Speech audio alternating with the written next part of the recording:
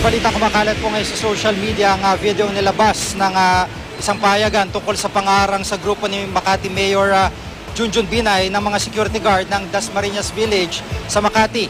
Tinanggi po ng kampo ni Binay ang ulat na ipinaaresto raw niya mga gwardya. Narito po report ni Trisha Zafra.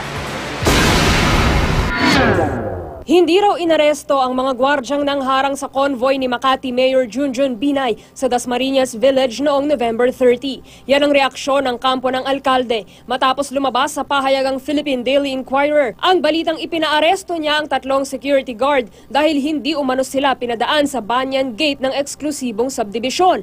Pinahintulutan ng Inquirer na gamitin ng GMA News ang video na nanggaling sa kanilang source. Sa video, makikita ang pagdating ng convoy pero nanatiling nakababa ang barrier ng gate. Lumapit ang gwardya sa unang sasakyan. May bumabang 2 lalaki at nakipag-usap sa gwardya. Sa report ng Inquirer, may oras kasi ng pagbubukas ang naturang gate at sa ibang gate na dapat dumaan ang mga palabas ng subdivision. Maya-maya, lumabas si Binay mula sa unang sasakyan ng hindi bababa sa 4-vehicle convoy. Tsaka makikitang may kausap siya sa kanyang cellphone.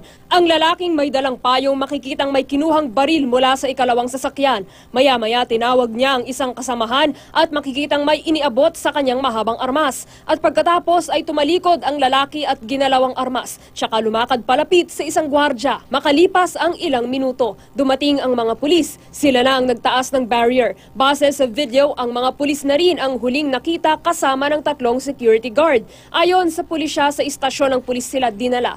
Ang video ng insidente kumalat na sa social media at in-upload na rin ng ibang YouTube user. Ayon sa tumayong tagapagsalita ni Binay na si Joey Salgado, ibinase lamang umano ng pahayagan sa isang source ang kanilang ibinalita. Maliraw at malisyoso ang mga impormasyong ibinigay ng source. Ayon sa kampo ni Binay, pagbabaraw ni Binay sa sasakyan, nagpakilala siya kung sino siya at hiniling sa security na padaanin sila. Hindi raw kasi naniwala ang guard na si Binay ang sakay ng kotse. Tumawag daw ng pulis si Binay dahil napapalibutan na ang convoy nila ng mga armadong security guard. Voluntaryo rin daw sumama ang mga gwardya sa pulisya. Hindi rin daw totoong 4 na oras na natili sa police station ang mga gwardya kung di 1 oras lang.